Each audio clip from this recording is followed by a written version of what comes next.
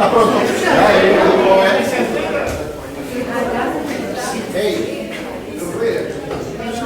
estamos? Ah, vamos a esperarles, todavía no es la hora. No es la hora. ¿Cómo han pasado? Hola.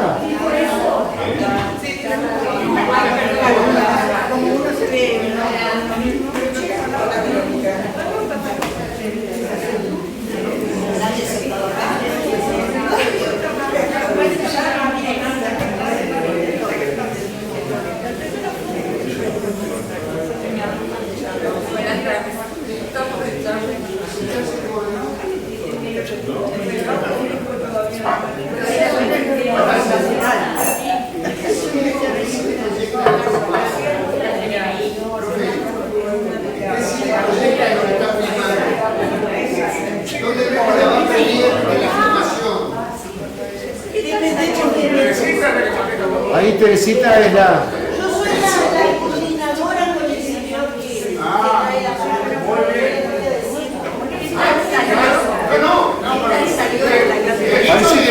Parece que bien.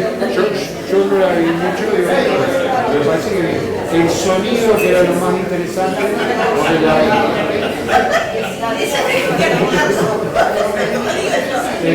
parece que estaban buscando que el sonido saliera bien y el sonido saliera bien, porque la imagen no importaba demasiado.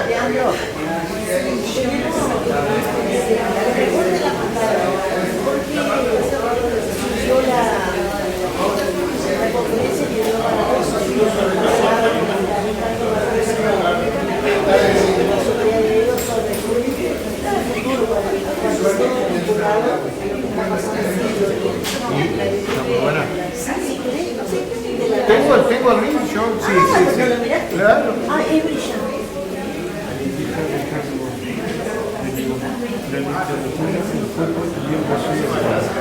También ponemos boxeo. Ah, ¿viste? Aquí no salimos de 4 días, ya solo trabajo. Digo el domingo, voy a ver a Boca River, nuestro nacional y para la frecuencia y se siempre voy yo en la cancha. Eso sí.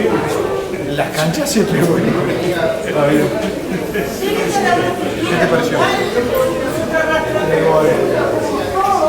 ¿Qué te pareció? Dos médicos y vos ya veníamos aquí. Tu turno, tu hermano, vos. Yo escribí. No, pero yo lo había leído. ¿Lo habías leído? No, es que no. Te lo debo haber pasado. ¿No te gustó? Hoy no viniste con la gorra. No, te gustó. Mucho bien.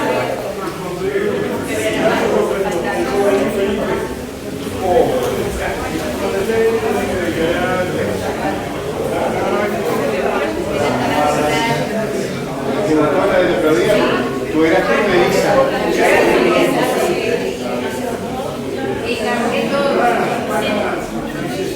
Bueno, y 14, estamos con la tarde. ¿A alguien le falta el cuento? Si a alguien le falta el cuento, ¿a quién? ¿Allá? El que estamos tratando. El que apenas hemos enfocado. Sí, trabajaba en CX30. Este hombre tiene cara de nuevo, vamos a ver. ¿Sí?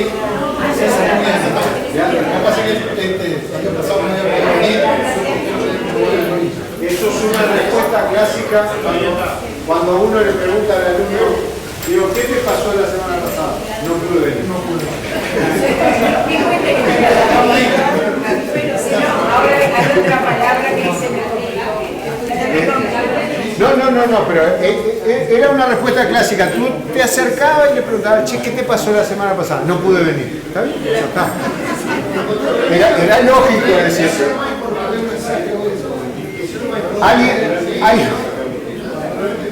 ¿Alguien más que le falte el cuento? que supuestamente estamos trabajando y que apenas hemos entrado en él. Ahí, cosas que han pasado.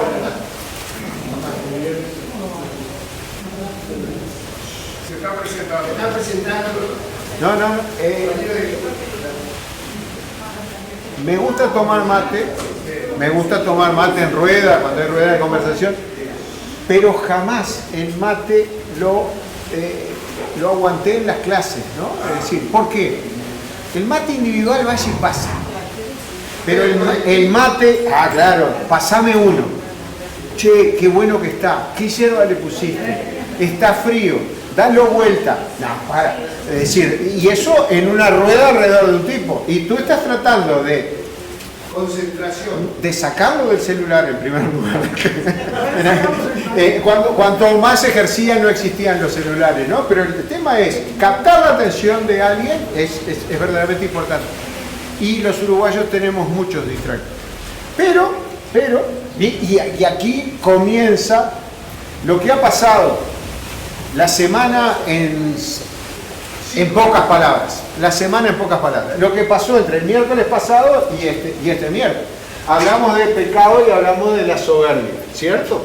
Y la presentación de Escaso arrancó ya desde el miércoles anterior con esta imagen, ¿cierto? De Escaso sentado en su living, muy contento, con el cuadro de Plinio Rinaldi atrás, ¿sí? El Pirolo, que era un cuento en sí mismo, con el fondo de la torre del vigía. Pero resulta que dentro de mis comentarios, me voy a matar con esto, dentro de mis comentarios de la semana pasada hubo uno específico sobre mi relación con el fútbol, que no había ido a ver a Peñarol porque no podía soportar los tambores, porque no podía soportar los ruidos, ¿cierto? Entonces, me sentí plenamente representado acá cuando el miércoles aparece esta declaración de un futbolista profesional en actividad, capitán del Club Nacional de Fútbol, terminado el partido de Nacional y River Plate. Más tarde se tomó unos instantes, este es el periodista el que lo dice, ¿no?, para saludar a la parcialidad tricolor y dejar en el micrófono una situación que lo disgustó. La gente de Nacional siempre está agradecido por el apoyo que nos dan siempre. Quiero dar un mensaje a las autoridades. Y es que resulta una vergüenza que se pierda el folclore de las banderas y los bombos. Es un tema que me molesta mucho, una cosa que no nos gusta. Queremos que la gente de visitante o de local pueda acompañar y traer sus instrumentos también. Es un atraso total, dijo más tarde sobre la prohibición existente en la cancha de River Plate. Conclusión, este soberbio que estaba acá atrás hablándoles de que no podía soportar los tambores, termina siendo, en esta corta semana que ha transcurrido, le terminan dando un cascarazo. El capitán de Nacional, miren que no queda acá esto, es decir, ahí por ejemplo, sale en Twitter esto,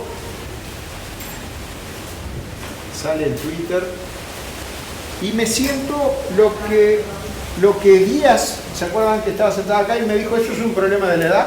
¿Cierto? Entonces digo, es un problema de la edad y soy un pecador de soberbia. Acá está Diego Polenta. Es una vergüenza que se pierda el folclore de las banderas y los bombos. Diego Polenta, capitán de Nacional, se expresó sobre la prohibición de estos elementos, más o menos los mismos términos, ¿cierto? Pero el capitán de Nacional, un exponente del fútbol profesional actual, me está diciendo, bajate del caballo. Sí. ¿Por qué sería soberbia de su parte? De mi parte, a ver, cuando tú pretendes que el mundo funcione de acuerdo a tus parámetros, ¿está bien? Podemos analizar, pero es buena, es decir, uno pretende ser el fiel de la balanza, y no lo soy, está desplazada la balanza, ¿no? Está desplazada la balanza hacia este lado. Me siento representado en algunos comentarios. Es muy malo mirar los comentarios de Twitter. Mi señora me enseñó, yo había dejado de leer los comentarios que había en las notas de prensa, lo que venía debajo, ¿cierto? Y mi señora me introdujo en el tema de los comentarios dentro de las redes sociales, es decir, después de una publicación lo que venía después. Entonces usted entra en la apología del delito por un lado, entra en los extremismos de un lado o de otro, ¿sí? Entonces le dice un término muy tribunero, a ver si lo explicamos este término. Dice, nadie puede ser en línea con lo que usted me está diciendo. Es decir, declara el capitán de Nacional sobre los tambores, dice, nadie puede ser tan vendehumo. ¿Qué es un vendehumo? Linda expresión, ¿no? Es decir, que el vendehumo es el que vende una imagen, ¿cierto?, para afuera. Entonces le contesta a alguien que es tan reprobable como cualquier otro comentario en las redes, ¿no? Nadie puede ser tan vendehumo. Y decir esto después de haber perdido. Lo que tiene que haber apretado la barra, es decir, en jerga futbolística, lo que la hinchada pesada le debe haber dicho para que saliera diciendo eso de que dejaran entrar los tambores. Si no, no se explica. Ahora, Leandro, señor, la intención, no quiero interpretar. Sobre lo de vender humo, hay una imagen gráfica de que alguien que le puso un horno del cual salía mucho humo. Va en línea con lo que usted está diciendo, pero yo siempre me miro a mí mismo, ¿no? Por lo menos después del enojo inicial. Es decir, yo ya les hablé de al menos 2 pecados en esto: la ira, la soberbia. Sí, de León. ¿No será que se lo perdió una hincha de Nacional esto? Pero ¿no habrá querido decir Diego Polenta que quisiera volver a aquel tiempo donde cada equipo, estaban los 2 equipos que estaban confrontando, sí, que expresaran libremente su alegría, su tristeza? Tal vez lo corto de los mensajes en Twitter no nos haya apreciado no nos haya dejado apreciar la no y la belleza de ese mensaje de Polenta, pero no puedo decir eso. No. Lo digo que yo creo que no. Yo preferiría antes un estadio centenario con jugadores, con hinchas de Nacional y Peñarol, sentados al lado. Íbamos sentados al lado y nos decíamos de todo. Y si te pasabas de la raya, si te pasabas de la raya, un veterano que estaba atrás de ese botijá. Tranquilo. O sea, pero eso fue nuestra etapa. Y no salimos tan mal. ¿No? Eso es lo que yo siempre agrego al final de ese tipo de reflexiones, que le respondería a Díaz, entra dentro de lo que Díaz nos dijo, es un tema de edad de León. ¿Cómo le vas a explicar a un muchacho que está saltando con una camiseta detrás de una bandera, con una bengala en la mano, que hace 50 años eso no pasaba? Empezar aclarando y siempre empiezan las cosas. Bien. También fue una nota de prensa, fuerte crítica de Polenta al fútbol, es decir, al fútbol uruguayo por el estado de la cancha, es decir, que la cancha de River era mejor piso pero por los bombos y las banderas, agradecidos por el apoyo que nos dan tanto de visita como también en casa. Desde allá al fondo me dan una muestra de apoyo y de afecto diciéndome, ¿y por qué catalogarlo de soberbia? Y digo, bueno, porque uno está formado en esto de primero mirar para adentro y decir, soy yo el que estoy equivocado. Es decir, no nos gusta lo que estamos viendo, va en una dirección que es la que no nos gusta. Entonces, recordemos la soberbia tal como estaba representada en la tabla de los pecados, y era una dama que se miraba en un espejo, ¿cierto? Y se arreglaba mientras un demonio le sostenía el espejo en el cual se estaba mirando. Bueno, este profesor quiere hacer esta autocrítica una semana después de haber dado unos conceptos muy duros con respecto a los tambores, y dice, bueno, y me muestro, me gusta esto de los espejos. En el juego de los espejos Sabina los usa mucho en sus letras de canciones, y me interesa este verso acá, que no te den la razón los espejos, que no te den la razón los espejos, es decir, que cuando nos estemos afeitando o peinando, no en mi caso, es decir, nos estemos mirando y diciendo, y estoy en lo correcto, es decir, pero el espejo no es un espejo real, sino que es tu propia reflexión, nunca tan bien dicho, que no te den la razón los espejos, que te aprovechen mirar lo que mira. No sé si es soberbia o no es soberbia, estoy mirando lo de polenta, lo estoy poniendo en la balanza, lo estoy mirando con mi forma de entender el fútbol, con la forma en la que nos criamos con De León,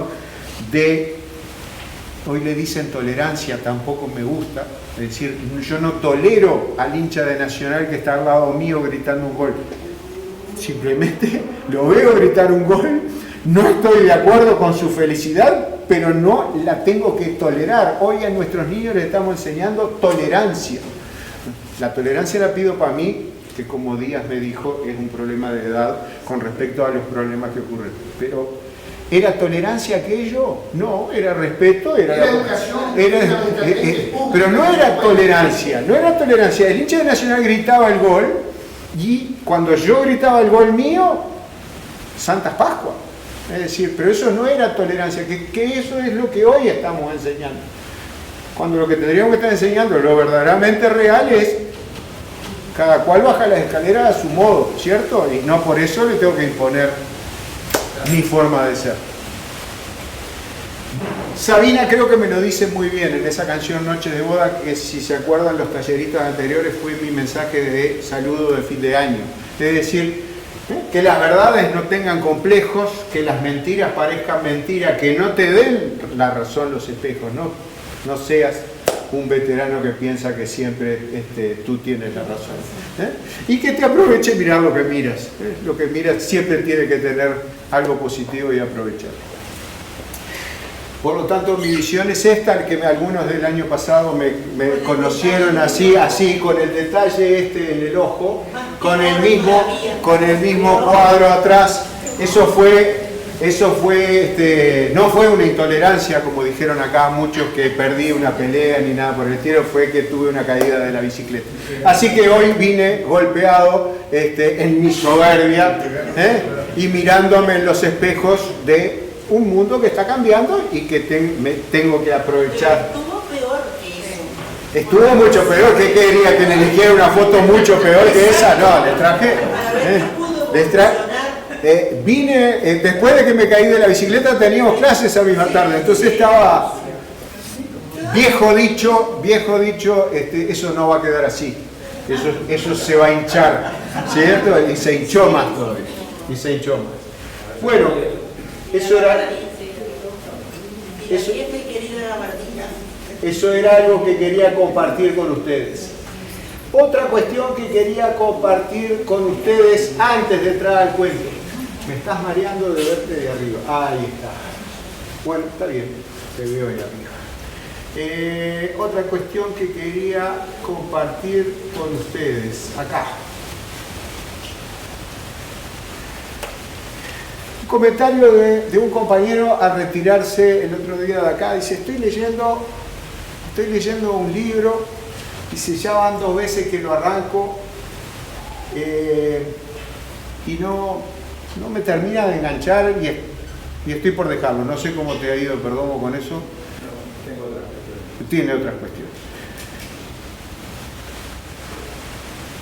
cuestiones. Keka Mautone, profesora de literatura, un día me sorprendió con un autor que se llama Daniel Pennac. Daniel Pennac, francés, nacido en Marruecos, que escribió algo que me pareció fantástico. Es decir, Keka fue la que lo catapultó a nivel Maldonado, ¿cierto? Es decir, los derechos del lector. Después lo podemos compartir y ver más en detalle, pero igual tenemos muchas sesiones del taller por delante, pero capaz que un dibujito nos viene bien, y elegí varios dibujos, está bastante, hay mucho en internet, no se preocupen por el orden, si es el 1, el 2, el 3, El uno, derecho a no leer, me dice ahí, pero puede ser, pero el derecho a no leer, ¿cierto? No leo en este momento porque estoy dedicado a otra cosa, porque no estoy en vena, porque lo que fuera. 2, derecho a saltarnos páginas. Es decir, de repente nos encontramos con una descripción prolongada y nuestro apetito por saber qué le va a pasar a la muchacha, Entonces, ¿qué hacemos? Nos pasamos unas páginas. ¿Tenemos derecho? Parece que nos dieron derecho. Me pareció una obra de Queca que para mí fue así, como que me explotara algo dentro de la cabeza. Ah, esto se puede. Y dentro de todas las cosas, el derecho a no terminar un libro. El derecho a no terminar un libro. Esto me está costando un trabajo. Voy y avanzo paso a paso. Renglón a renglón, párrafo a párrafo. Llego. La noche siguiente cuando me acuesto digo, voy a levantarlo. Lo levanto. Ay, ¿cómo era esto? Vuelvo al capítulo anterior para saber cómo se había desarrollado ahí. Entonces tú dices, ¿y por qué? ¿Por qué debiera ser así? Es decir, si no estoy disfrutando. Y no hay un libro, hay decenas de libros, miles de libros, ahí a mi alcance, en la biblioteca, en el celular, en el que fuera. Entonces, ¡paf!, me explotó acá adentro. Criado por doña Olga, todo lo que empieza lo termina. Me explotó, es decir, tengo derecho a no terminar un libro. Tengo derecho En mi mesa de luz hay 14 libros, no sé. Derecho a releer. Lo abro y pongo el dedo en cualquier página y arranco desde ahí con un placer infinito porque estoy moviéndome en aguas conocidas y voy encontrando cosas nuevas. Entonces, me parece fantástico. Y de repente lo abandono y agarro otro y vuelvo sobre el anterior y así estoy.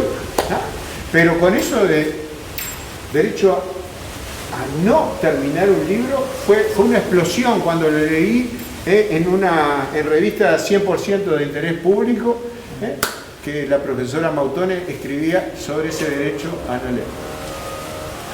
Y bueno, de ahí en adelante lo que ustedes quieran. Hay muchas imágenes, algunas más claras que otras, se las voy a mandar. Veo que tú estás sacando apuntes. Me preocupa mucho cuando sacan apuntes, muchos apuntes, porque digo, esta gente está pretendiendo aprender algo de acá y no...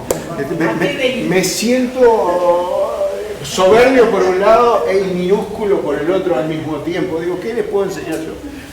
Derecho a no leer, a no terminar un libro, a leer cualquier cosa. A leer cualquier cosa. Es decir, mirá, estás leyendo eso, y sí, lee. Hay momentos de estado de ánimo para leer. Nadie reconoce que leyó a Corín Tellado, y sin embargo Corín Tellado era lo más vendido que había. Es decir, y entonces ¿quién lo leía? ¿Quién lo leía?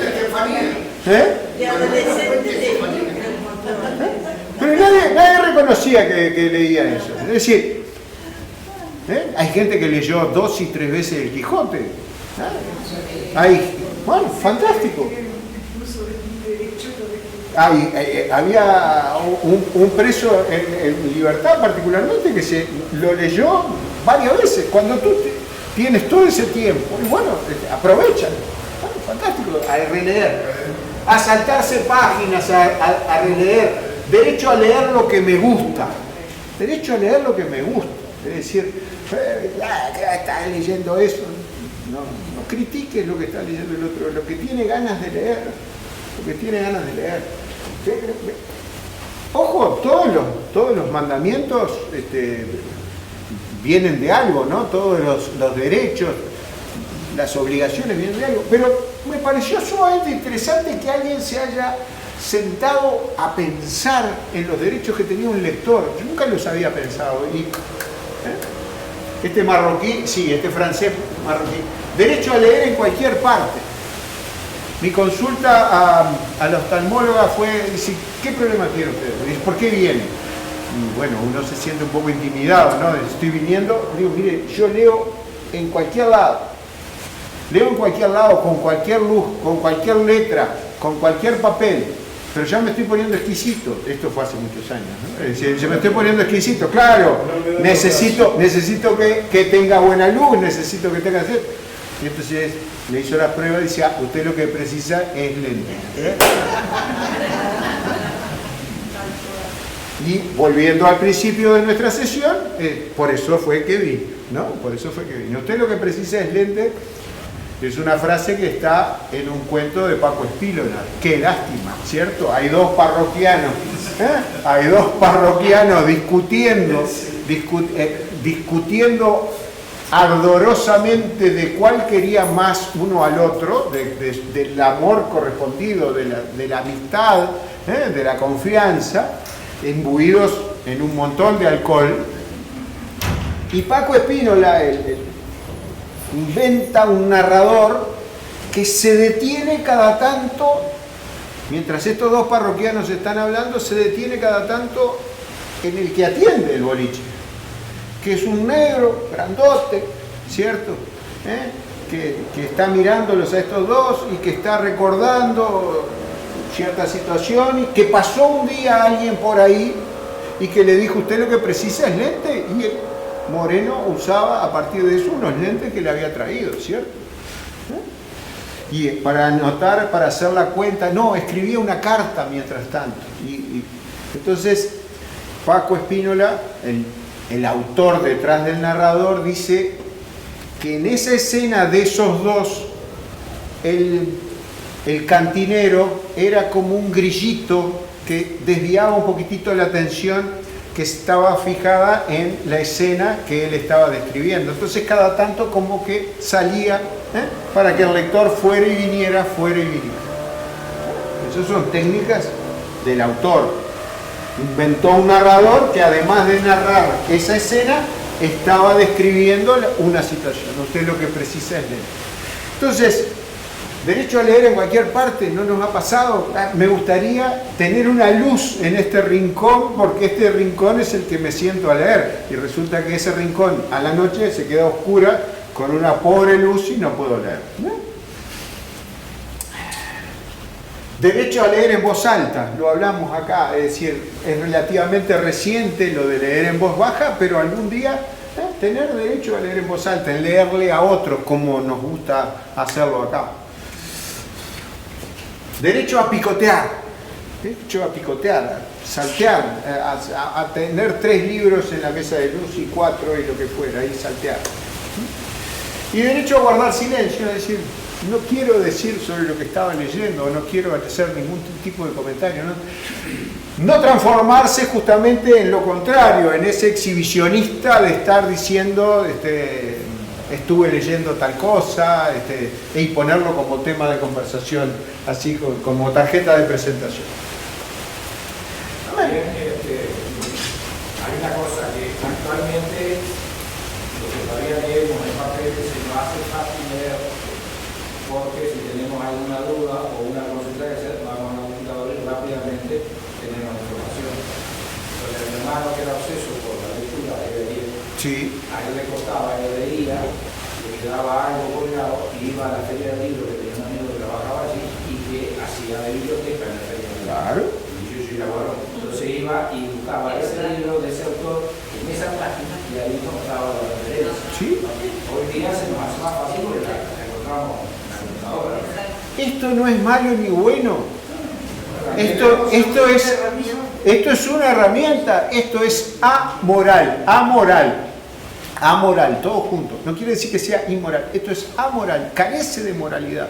Es decir, el uso que usted le da a esta herramienta es lo que la transforma en una cuestión útil o perniciosa.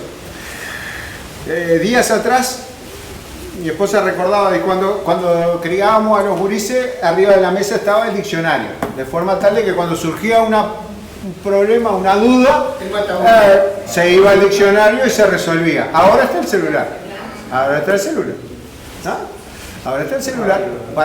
Es rápido, Tiene algo que te mata, aquella conversación eterna de quién era el haz izquierdo de Peñarol en la campaña de 1987. Entonces, conversación propia de gente sin ninguna preocupación ni apuro. Entonces, ¿quién era? Porque el back era tal y el haz izquierdo, el haz derecho era tal otro. Entonces se llegaba a eso y no aparece uno que dice, acá está la foto, este era fulano, y se terminó la discusión. Pero esa discusión en los 60, en los 70, en los 80, en los 90, en los 2000, era una discusión propia que hay un cuento fantástico de Fontana Rosa donde a la madrugada hay una llamada y dice, era fulano. Era fulano. Era fulano. Se trasladó del boliche a toda esa noche de insomnio porque no podías acordarte de quién era. Esto se los paso, por favor, no saquen apuntes. Estuve buscando y particularmente me gustó este con un formato de imágenes muy de cómic, muy bien, ese es el estilo. Y no se asusten si les aparece en determinado momento el derecho a leer lo que me gusta como el derecho al bovarismo. Bovarismo de Madame Bovary, el personaje de novela. E incluso el derecho a emocionarte, el derecho a involucrarte afectivamente, ¿cierto? A eso se está refiriendo, a esa interconexión entre el material de lectura y el lector al punto de enamorarse, desbordarse emocionalmente sobre eso. Y en el original está puesto como el derecho al bovarismo y agrega enfermedad de transmisión textual. Es decir, ¿qué ocurre? Bueno, a través del texto esa enfermedad se me pega. Me gustó mucho este en formato cómic, este en formato cartel y este en un formato de presentación.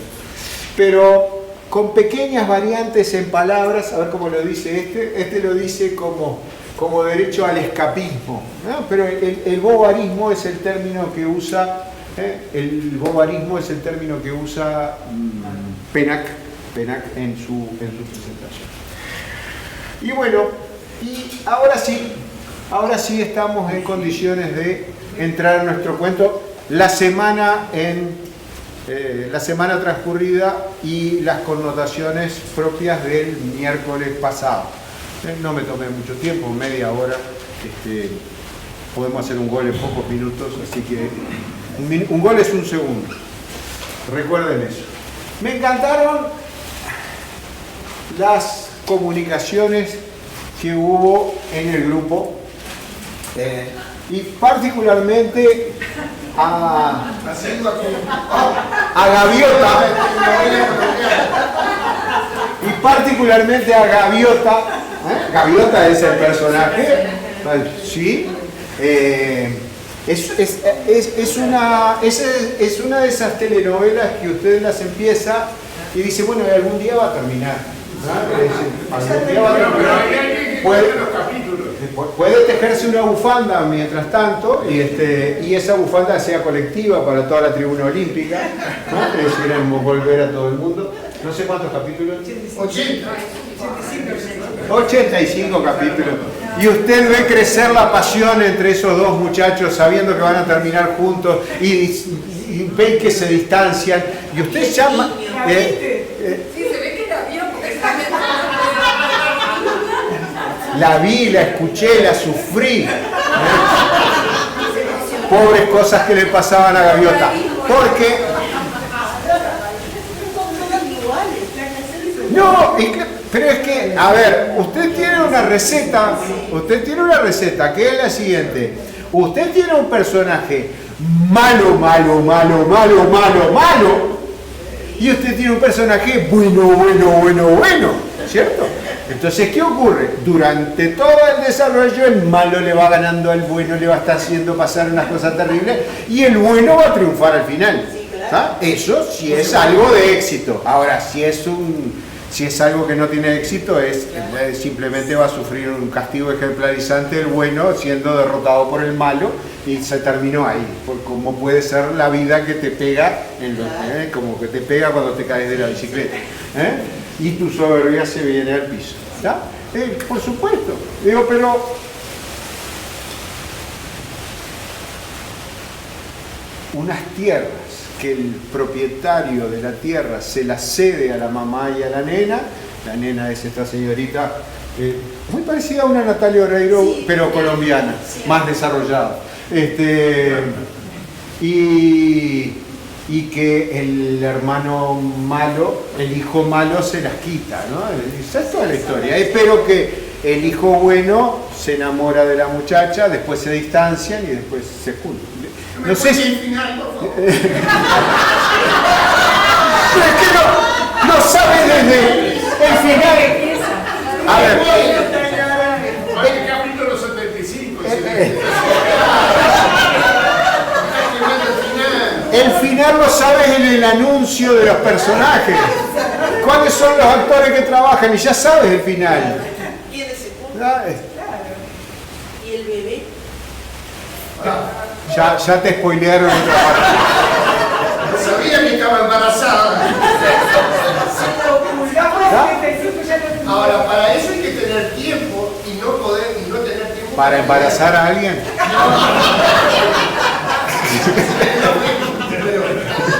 El tiempo para no leer. Por ahí entiendo que Gran Hermano sea el rating más grande de Uruguay y Argentina. Yo prefiero que empiece la Gabriela. No, Gaviota te muestra unos paisajes preciosos. Y aparte Gaviota es sensible y se sube en una guagua y va a Bogotá. No.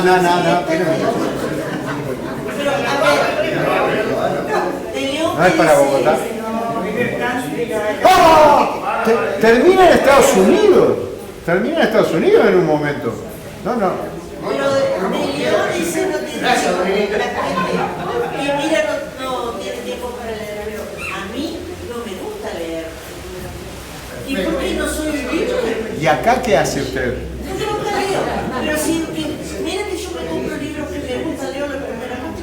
Perfecto, y está en uno de sus derechos. No, hay gente que se pasa la tarde. Yo no. Está en uno de sus derechos. Pero el hallazgo de Dominique fue... Sí.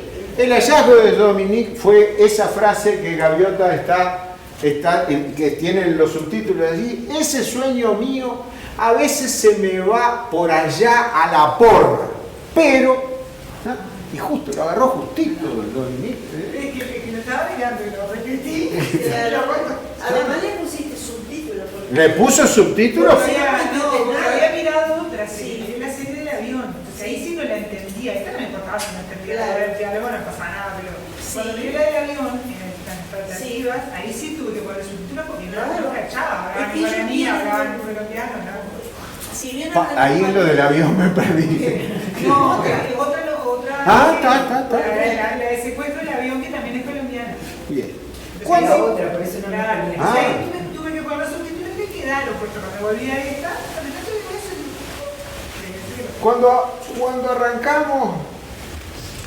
cuando arrancamos a leer Musak, nos encontramos con esa expresión, a la porra y gangrena, repetida muchas veces. Y yo le dije, lo que quieran entender ustedes por esta expresión, y dentro de las cosas que le dije, que tú me dijiste nunca lo había tomado por ahí, dice, mandar a pasear, ¿sí? Perfecto. Pero no contento con eso, creo que fue Abelardo, ¿sí? Abelardo nos ilustra y nos habla de el porro.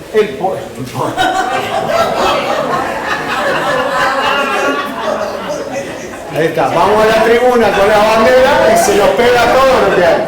Se nos pega todo.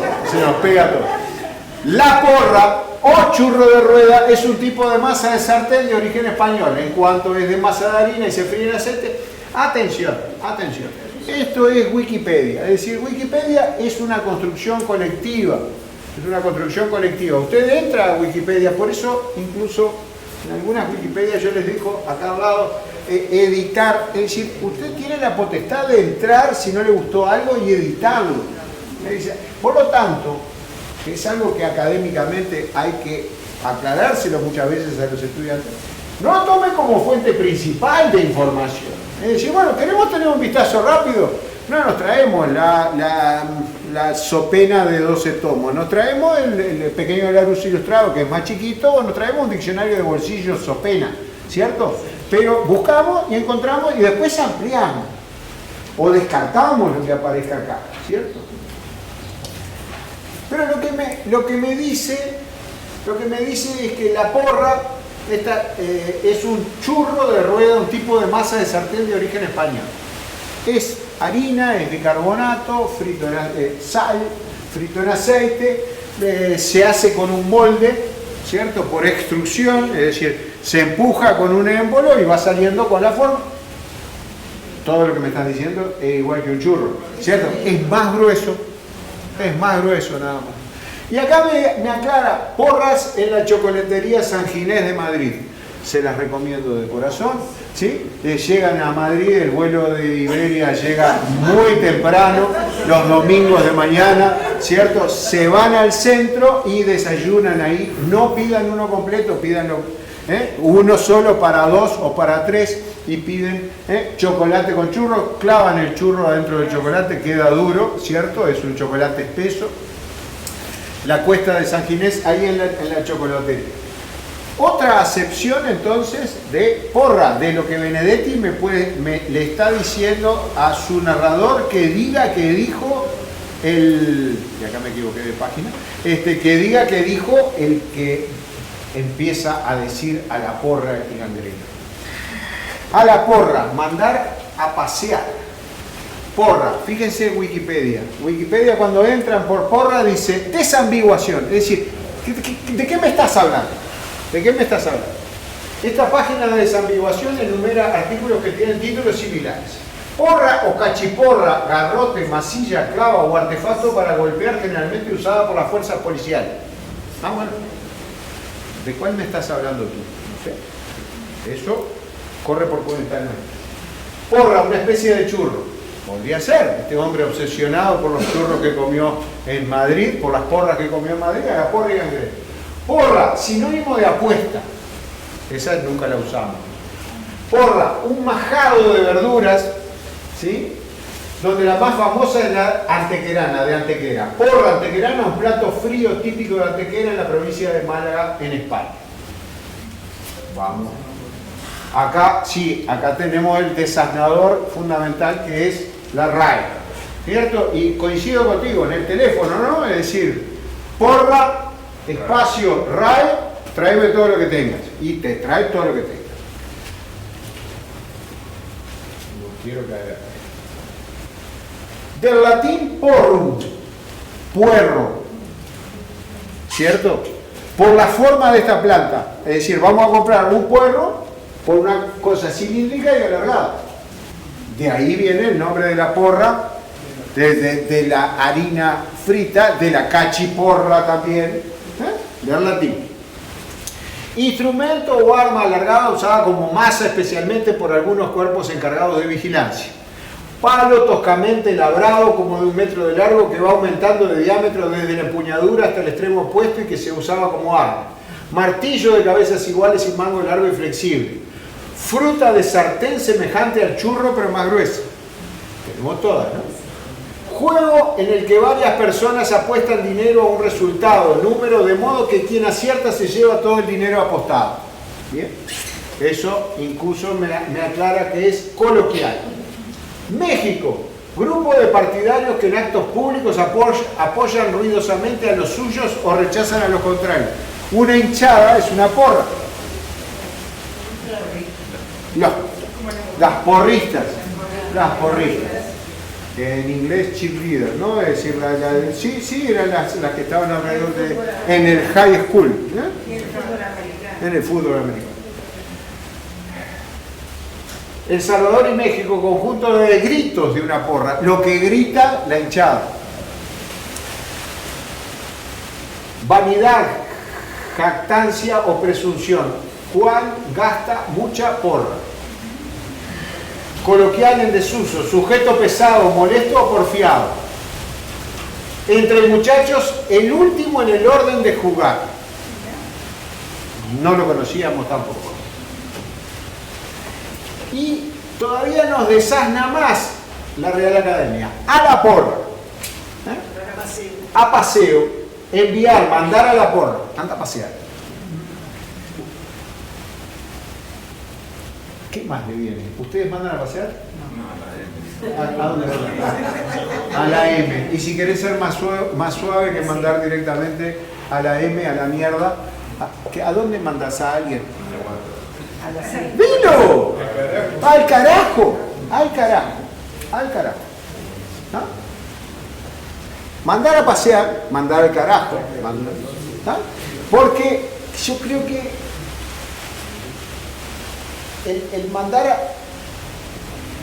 Somos todos adultos, la escuchamos varias veces. Mandar a la mierda a alguien ya es bastante...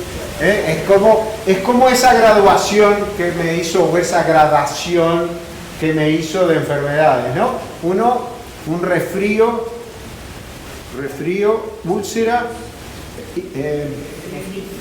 nefritis y cáncer, ¿cierto? Es decir, ya te guardaste mandar a alguien a ese lado con fines de no verlo más. Pero mandar al carajo, hasta coloquialmente, es decir, anda a pasear, lo usamos menos. Pero vamos a no perderlo de vista. Hacer porra, pasarse sin poder o querer pasar delante de algo, porras o porras, expresar disgusto o enfado.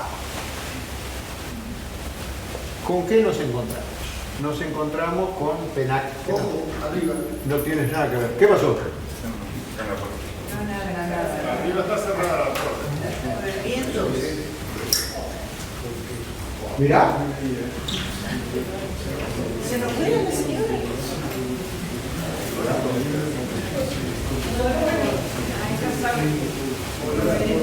¿Qué tenés? Yo conocía, capaz que de Durazno, Fui un ratito. como despectivo, pero mirá las porras de ese negro. Cuando el pelo está así de marañado, que no lo podía cortar el pelo.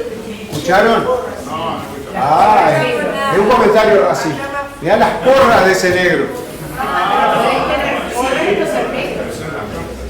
Dijo que capaz que era de Durazno. Tenemos que saber si de Blanquillo para acá o de Blanquillo para allá. De Durazno. Siempre, no habitualmente, mirá las porras que tienes. Ese pelo enredado que no lo podés. Y le agregó.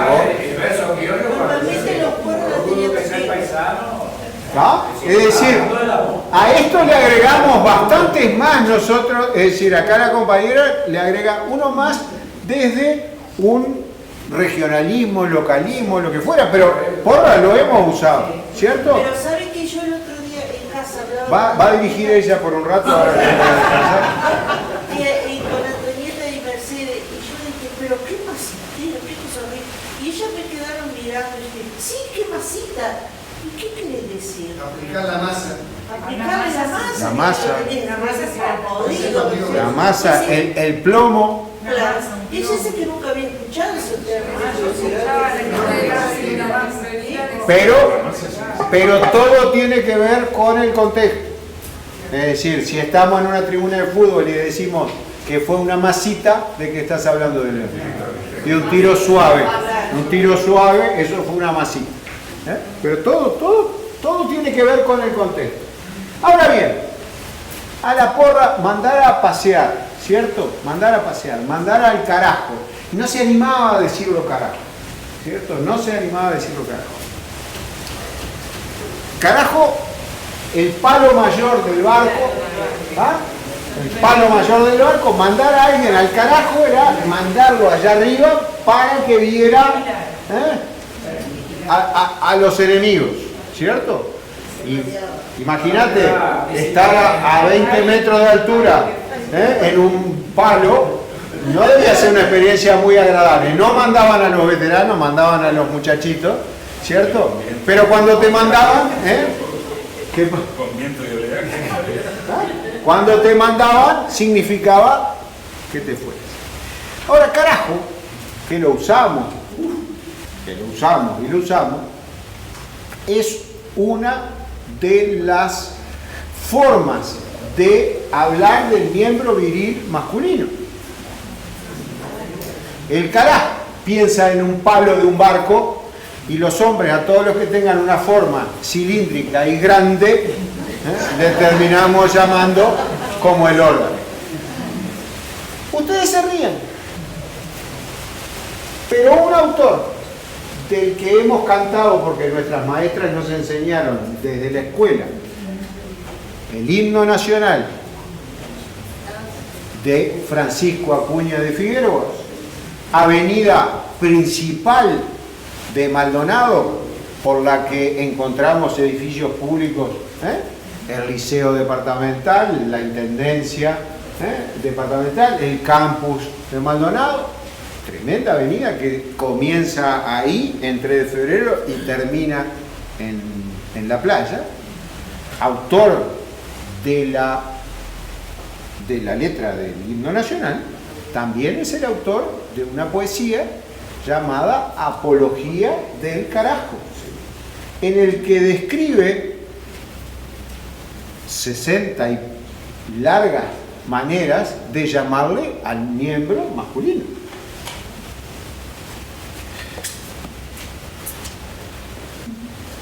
Silencio.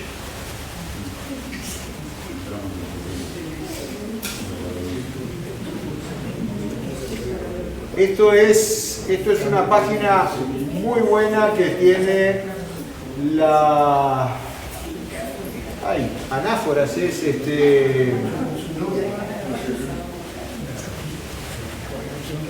Nomenclatura y Apología del Carajo por Francisco Acuña de Figueroa. Los dibujos que aparecen alrededor orlando el texto son miembros masculinos.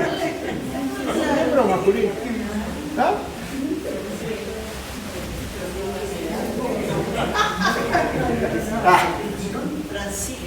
Francisco Acuña de Figueroa. Miren esta edición es de 1922. Y miren la nota que pone el editor. Prefacio.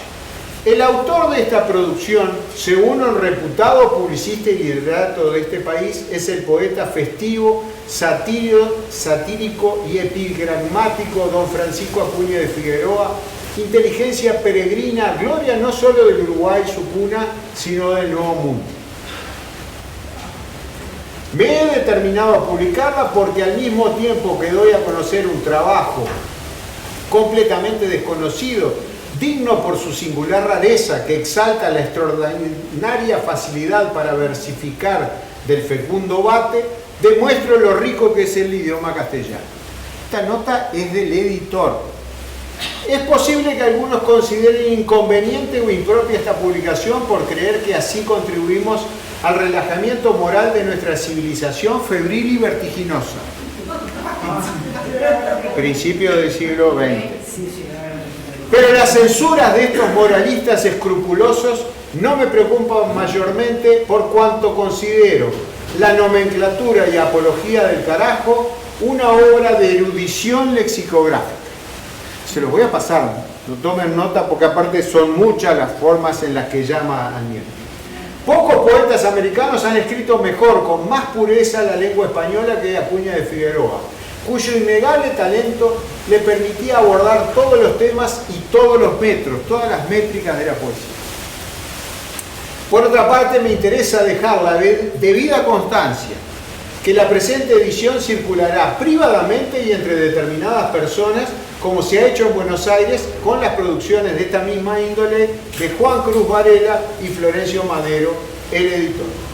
Es decir, el editor deja la constancia de que esto va a circular, lo voy a imprimir, es de Francisco Acuña de Figueroa, pero va a circular privadamente.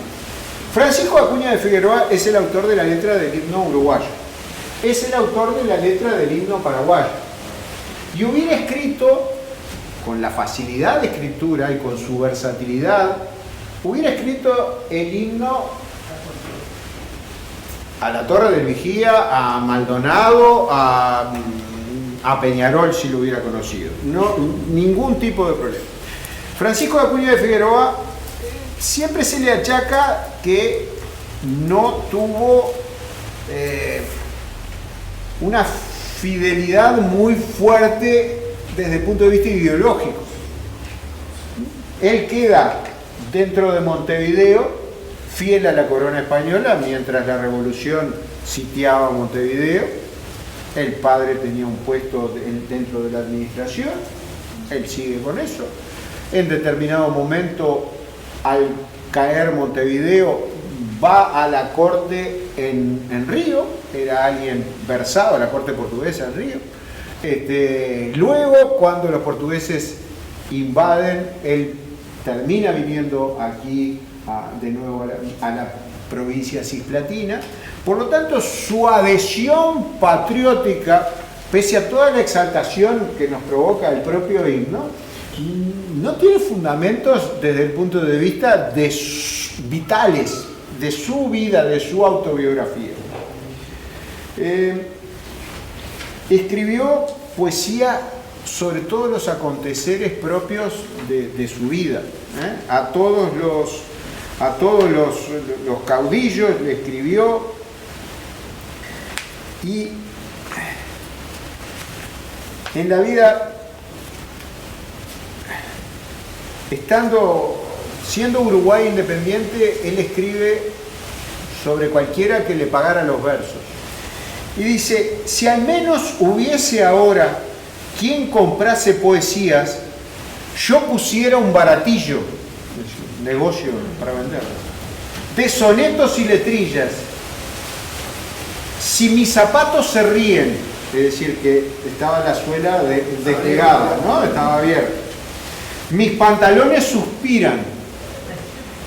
Y esto es verdaderamente muy interesante. Y el paletó es un gabán, ¿cierto? Y el paletón más parece fariseo que levita. Es decir, juega con que el gabán podía ser una levita como traje, ¿no?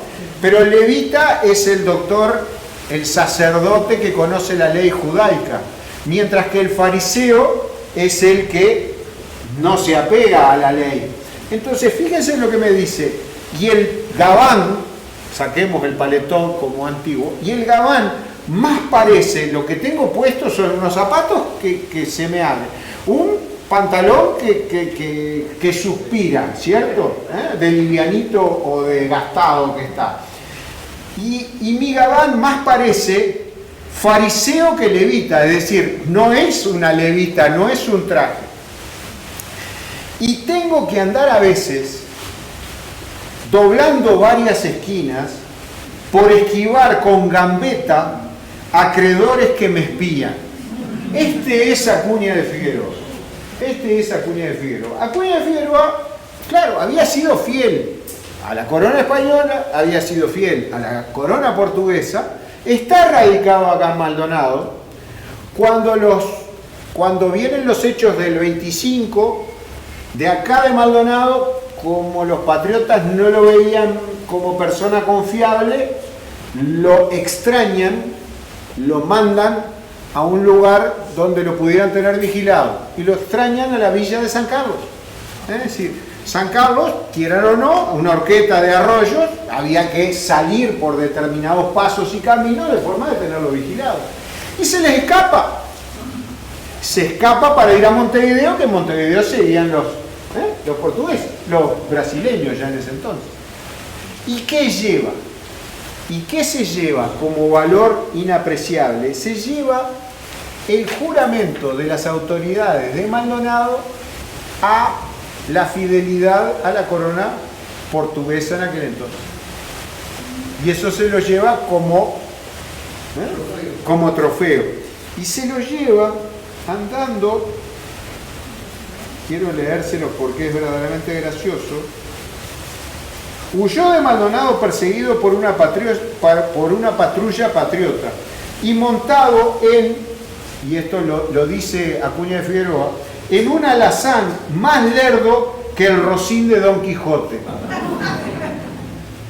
En Montevideo, cuando llega, se le restituyeron los sueldos atrasados de su empleo, recompensando la restitución a las autoridades imperiales de la importante acta original del juramento de la Constitución del Imperio, labrada bajo su personal presidencia de Maldonado. Era aquel un regalo codiciado por el jefe imperial, uno de los documentos. Y acá vamos al acta de la Florida del 25 de agosto. Se declaran írritos, nulos y disueltos y sin ningún valor para siempre todos los actos de incorporación arrancados en esta provincia. Era esto. Entonces se lo lleva, mira, este es el juramento de fidelidad de Maldonado a la corona, que es lo que la Asamblea de Florida estaba diciendo, que eran írritos, nulos y disueltos y sin ningún valor para siempre. Bueno, ese es nuestro Acuña de Figueroa. Un gran gambeteador, pero convencido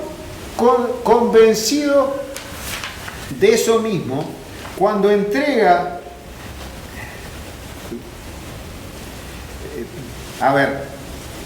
son de su autoría encomios desaforados dirigidos a Rivera, Oribe, es decir, tendría que poner a Rivera de este lado y a Oribe de este. Es decir, escribió para uno y para otro. Garibaldi, Berro, Joaquín Suárez, Pacheco y Oves, Urquiza, Lavalleja, Flores, Giró. A todos los triunfadores que hubiera, él les escribía, no tenía problema ninguno. El que gana se lleva un verso. Incluso en determinado momento circulan por ahí unos versos y él se ve en la obligación de decir, esos no son míos. Entonces, en el número 256 del Nacional dice, ha llegado a mi noticia que en el pueblo circuló una voz calumniosa, un eco infamante y odioso que se repite de boca en boca, de ser yo el autor de un pasquín vil y detestable en chabacanos versos que apareció el lunes de esta semana arrojado en varias imprentas. Libelo injurioso e infame contra la autoridad constituida, contra la respetable persona del señor presidente de la República, a quien debo una eterna gratitud y una adhesión leal y constante por los grandes finezas que me ha dispensado. Es decir, el hombre se ve en la obligación de decir, miren que eso no lo escribí yo. Yo declaro por mi honor, igualmente se me ha calumniado atribuyéndoseme el pasquín o aviso grosero y profundamente vil del caballo que salió hace tiempo en el periódico. Y hasta ahí hay personas de mi amistad que han llevado su preocupación hasta el extremo de figurarse y luego asegurar que la letra era muy semejante a la mía. No hables más.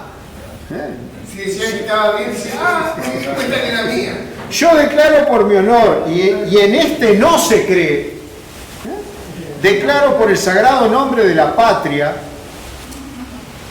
un hombre que había sido tanto adhería a la corona española como a la corona, era un hombre de su tiempo, vamos a entendernos.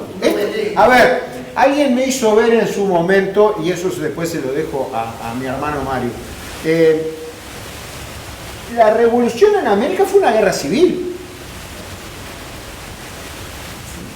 Fue una guerra civil entre autoridades españolas que respondían a la metrópoli y nosotros decimos criollos o hijos de españoles o españoles mismos que dijeron no, vamos a hacer algo nuevo. ¿Cierto? Si lo pensamos así, bueno, también aparece el elemento autóctono manejado de un lado o manejado del otro, pero en sí el que me lo hizo ver como una guerra civil no es nada despreciable ese concepto.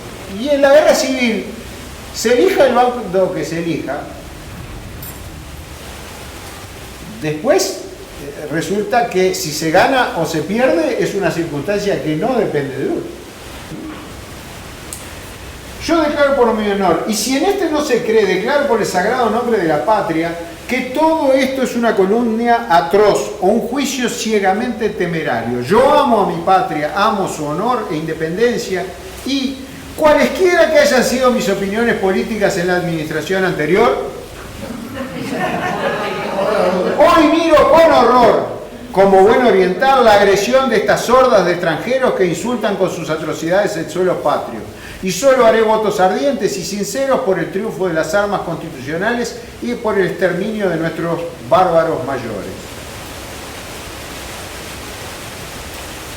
Para muchos, especialmente para Gallinal, es considerado el primer hombre de letras propio, uruguayo. Nuestro primer hombre de letras.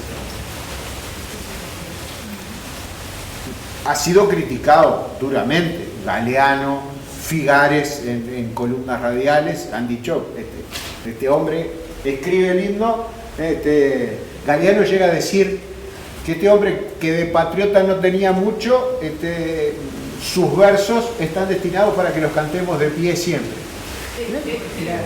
¿No? Es decir, con esa sutileza de Galeano. Ahora bien, y ahí voy a mis maestras. Es decir, ¿qué representa el himno para todos nosotros? Es decir, ¿con quién lo cantaste? ¿Qué sentiste? ¿Cuáles son las imágenes?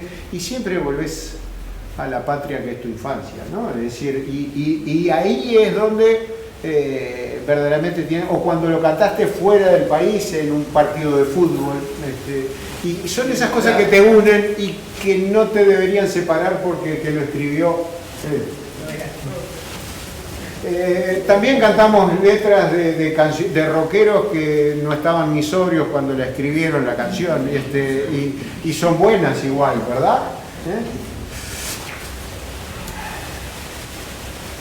Para tranquilidad de todos nosotros, cuando entregó la letra del himno nacional, dijo: si no me tienen confianza, no importa, digo, pero yo quiero hacer mi aporte, y así fue que lo dijo. Por acá lo tengo escrito en algún punto, pero...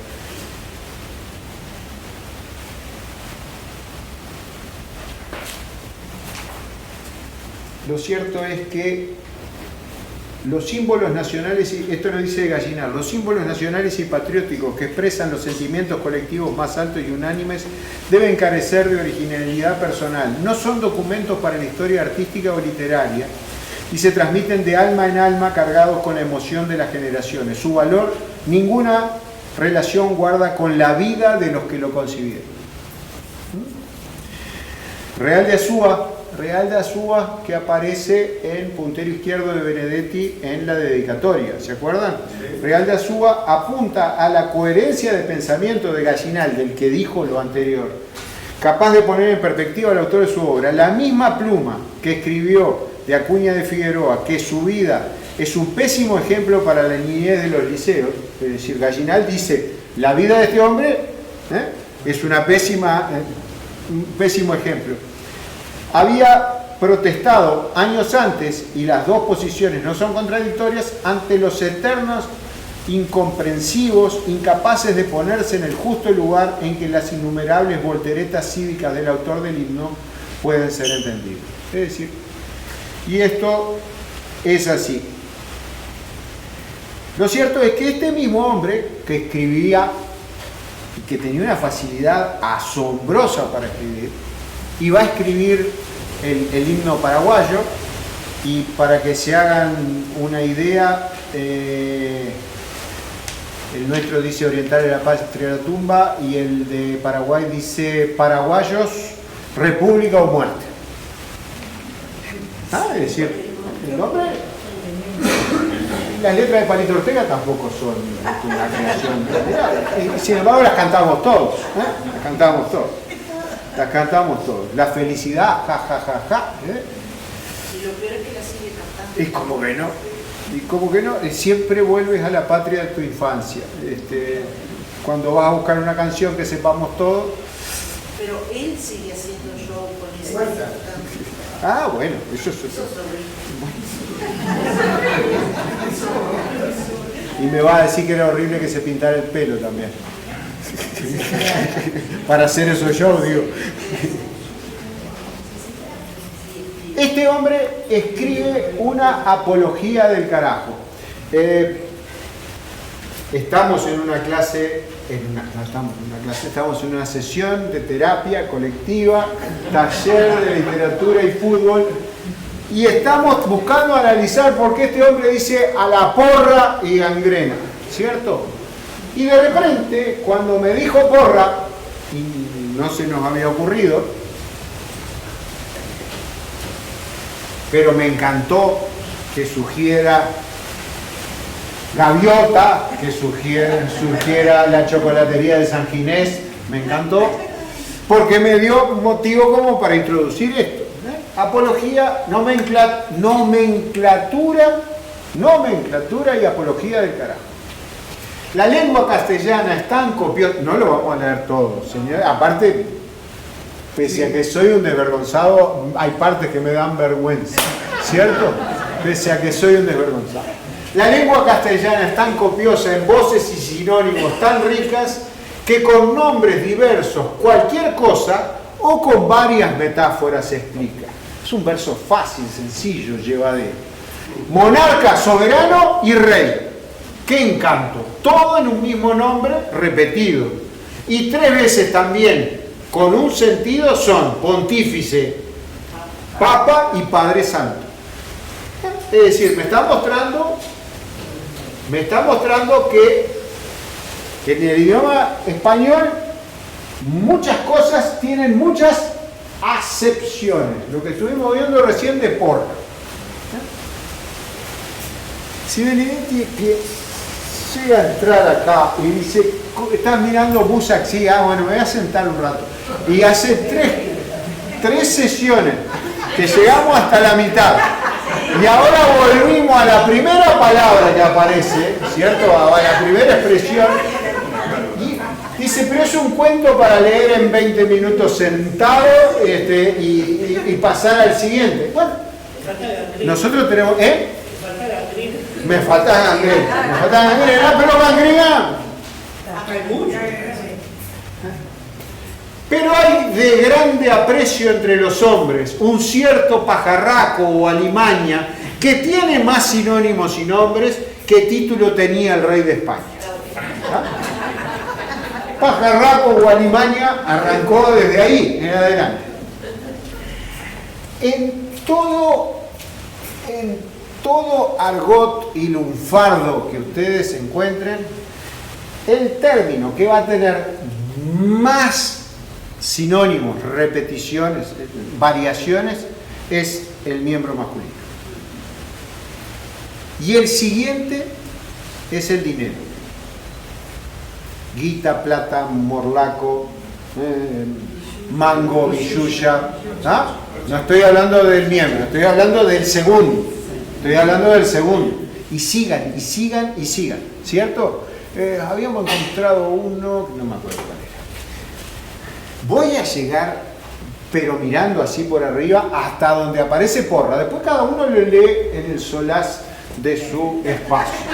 Para no tener vergüenza, ¿cierto? Para que yo no pase vergüenza.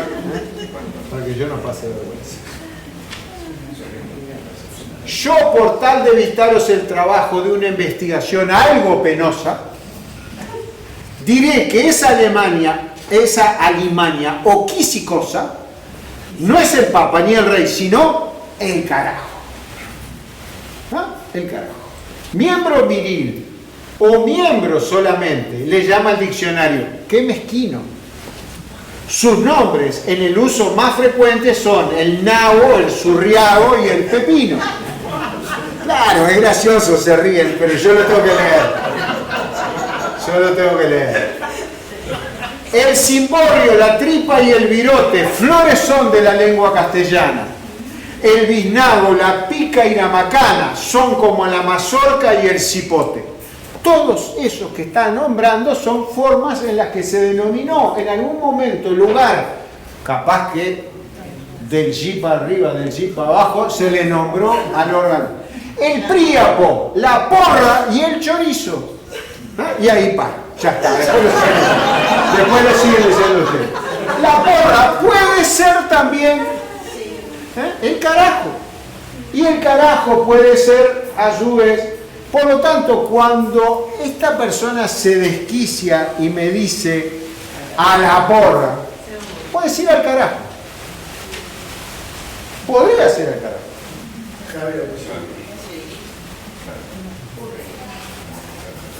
Por lo menos denme el crédito de 3 sesiones para llegar a esto. Porque picó el bichito de la curiosidad, porque apareció la porra de San Ginés, porque apareció Gaviota diciendo que sus sueños se iban a la porra, y me dio la oportunidad de meter a Acuña de Figueroa con su apología del carajo. Yo no me acuerdo cuántas son, pero son 60 y pico. Y le dedica al órgano femenino los que correspondan. Y después hace una valoración exaltativa del masculino que tiene muchos más. El hombre es hombre. Después lo leerán y si quieren lo... ¡Oh, no! ¡Oh, no! Dios permita. Dios permita. Por eso, de León, hoy cuando hablaste de que Gaviota se había embarazado, tú dijiste que había que tener tiempo, pero era que para leer. Y yo te decía que era que había que tener para el embarazo. Está todo enganchado, pero fue de León el que me lo trajo. Cuidado con la imagen. Cuidado con esa imagen del video, porque puede ser triple X. ¿Eh? Cuidado con la imagen. La imagen, ahí tenés simbología. Va a ser Sí, eso va a quedar en el video. Tienen ustedes razón. Bueno, y ahora estamos en el cuento. Estamos en el cuento, creo que no necesitamos nada acá, salvo la letra, pero la letra la tenemos todos. ¿A alguien le falta la letra? No, todos tenemos la letra. Falta que yo la encuentre. Y hoy que traigo el libro no traigo los lentes, por lo tanto voy a tener que... a la porra. Voy a tener que recitar casi de memoria.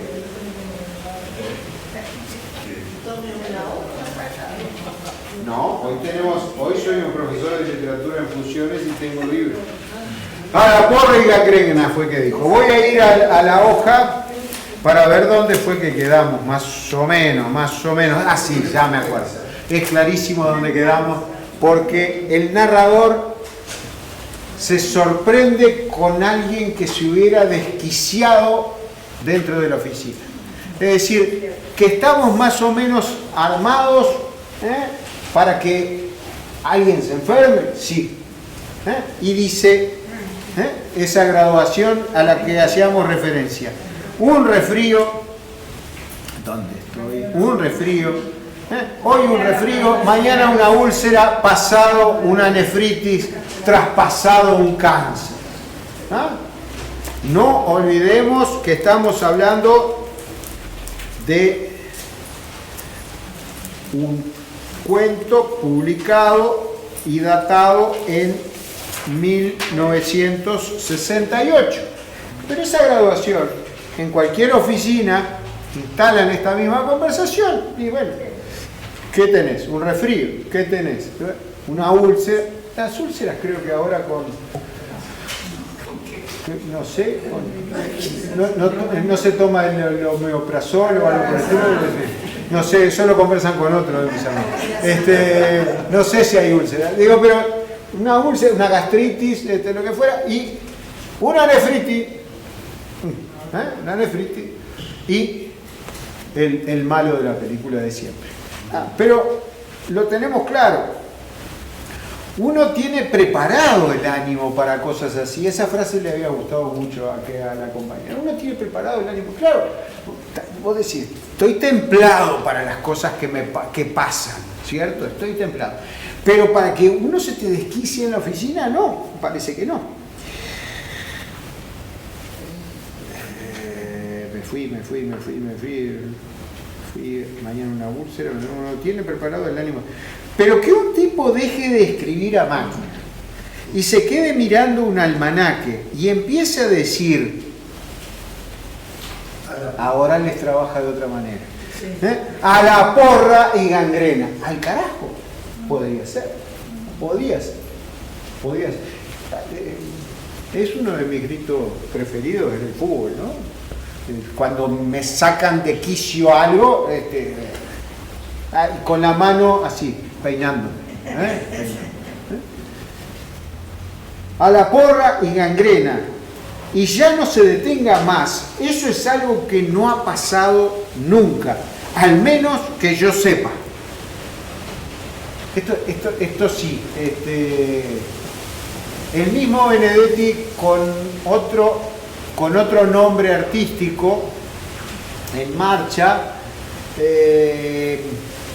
Wimpy, lo dirían. Por lo menos que yo sepa, no ha pasado nunca algo así, por lo menos que yo sepa lo dirían, ¿sabe qué? De esto que yo tuve 2 casos en el mundo, ¿cierto? Era algo que estaba muy presente en esa misma época, ¿no? Es decir, como esto el doctor me dijo que nunca había visto otro caso. Wimpy lo tengo muy presente escribiendo un poco antes, es decir, ¿sabe qué? Lo que yo tuve, el doctor me dijo que había 3 casos. Y acá este narrador, muy imbuido en ese espíritu de época, me dice, por lo menos que yo sepa, nunca había pasado algo así.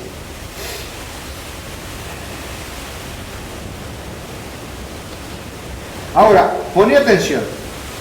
Vos sabés, y acá entramos en el cuento, vos sabés a qué atribuye Recoba la causa del trastorno. Al Musacche. Trato de hacer coloquial. Al Musacche. Al Musacche. Otro disparate. Cosa más inocente, imposible.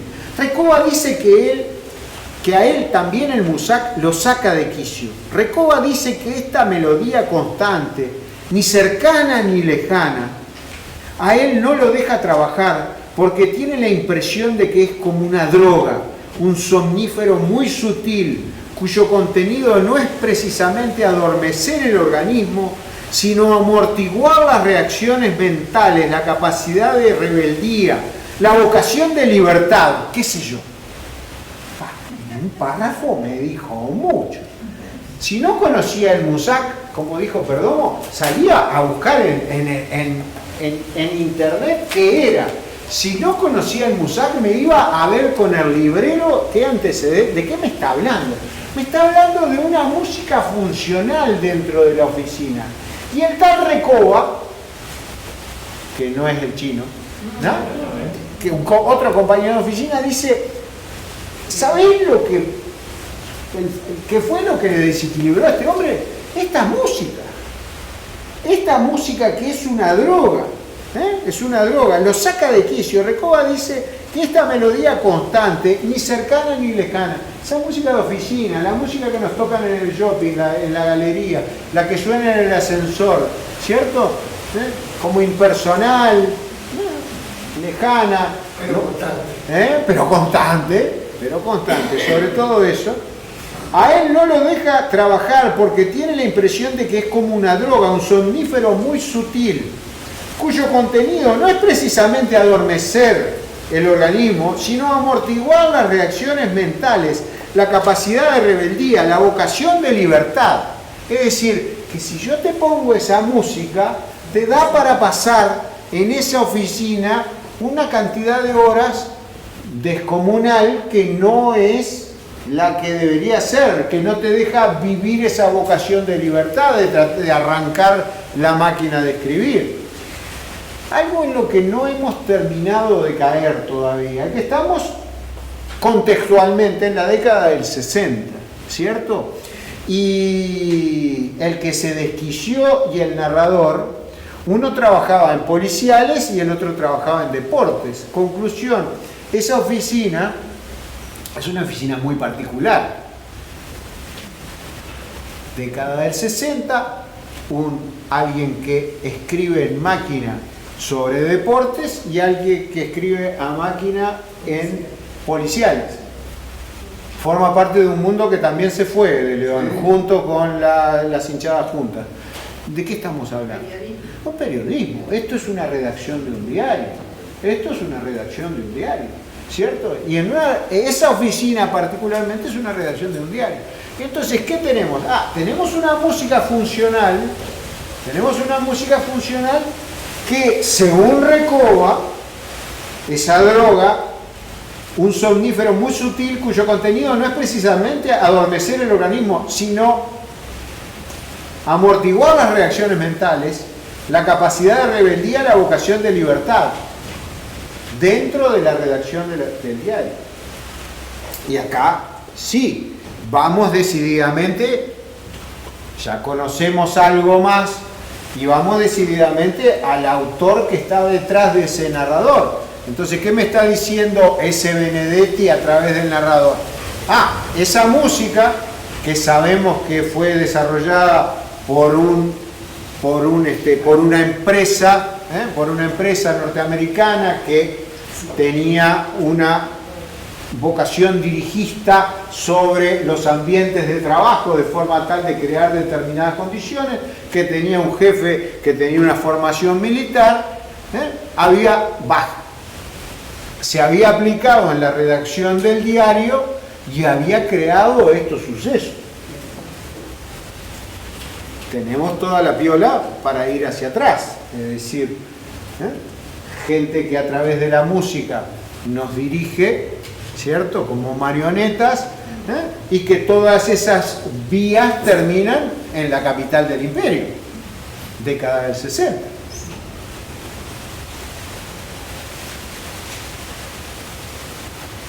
Tiene siempre preparado un gran discurso. Me está hablando de Recoba, ¿no? Noten que no hay un punto y aparte en el texto original tampoco.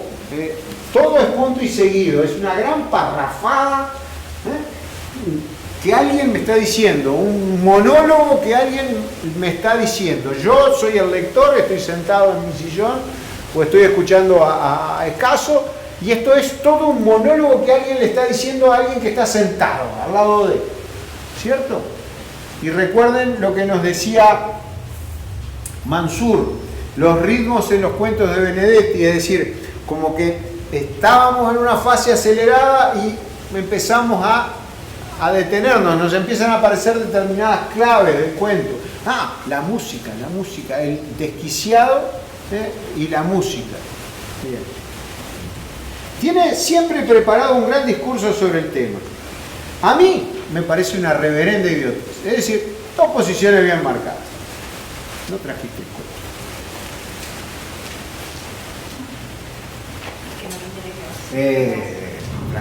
Tranquila. Y tampoco estabas cuando pregunté que a quién le faltaba. No estaba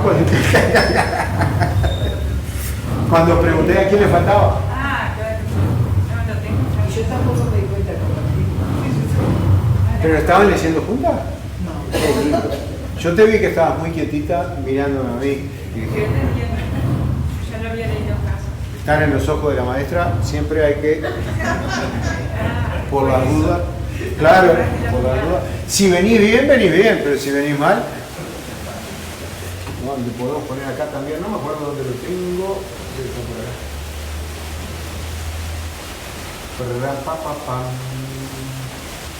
Acá.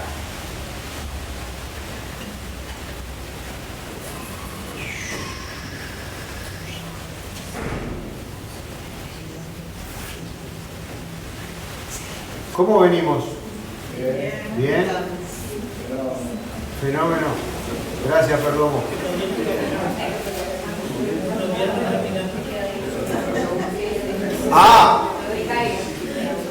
Sentí una crítica por ahí o algo que pretendió ser una crítica. En noviembre terminamos. Eso es seguro. Por este año terminamos. En octubre o noviembre terminamos.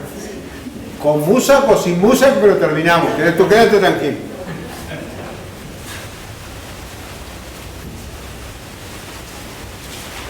Y me encanta que sea así. Un cuento puede ser tan largo como quiera. ¿Por qué tiene que ser corto? Una empresa de computación IBM decía, somos tan grandes o tan chicos como usted quiera. Es decir, nos podíamos adecuar a sus necesidades. Este cuento, sí, claro, sí. Pero yo me pongo en la piel de ustedes. Si a la tercera sesión este tipo fue a las 3 primeras palabras, podemos no llegar a noviembre y todavía no tener claro de qué estábamos hablando. Pero no importa, en noviembre vamos a terminar. Con él o sin él, con Musak o sin Musak, pero vamos a terminar. Conmigo sin mí. Conmigo sin mí. ¿Vos sabés a qué atribuye Recoba la causa del trastorno? Al Musak, che. Otro disparate. Cosa más inocente, imposible. Recoba dice que a él también el Musak lo saca de quicio. Recoba dice que esa melodía constante, ni cercana ni... ¡Ay, me fui al diablo! Ni cercana ni lejana, a él no lo deja trabajar porque tiene la impresión de que es una droga, un somnífero muy sutil, cuyo cometido no es precisamente adormecer el organismo, sino amortiguar las reacciones mentales, la capacidad de rebeldía, la vocación de libertad, qué sé yo. Tiene siempre preparado un gran discurso sobre el tema. A mí me parece una reverenda idiotez. Te diré más, prefiero 1000 veces trabajar con música, es tan suave. Incluso los temas violentos, como por ejemplo la rapsodia húngara o la polonesa. En el Musak quedan desprovistos de agresividad y además yo creo que siempre agregan muchos violines y entonces suenan casi como un bolero. Y eso tiene el efecto de un bálsamo. Que la polonesa suene como un bolero podría ser que el autor se enojara bastante, ¿no? Pero a mí me gustan mucho los boleros, me gustan mucho las letras de los boleros. Las letras de los boleros son la exageración llevada al extremo, la hipérbole máxima, tipo reloj no marques las horas.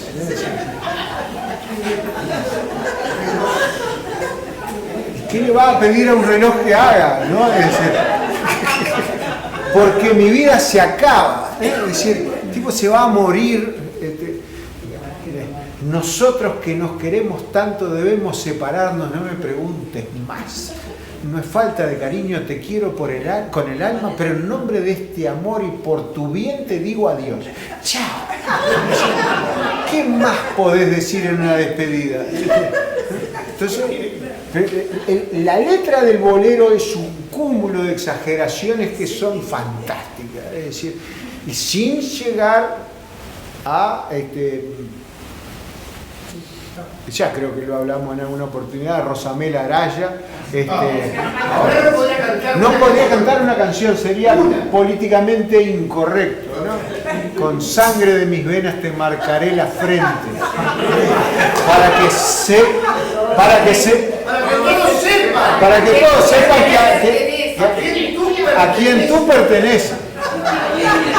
Le pondrían una tobillera, pero El movimiento feminista lo ahorca.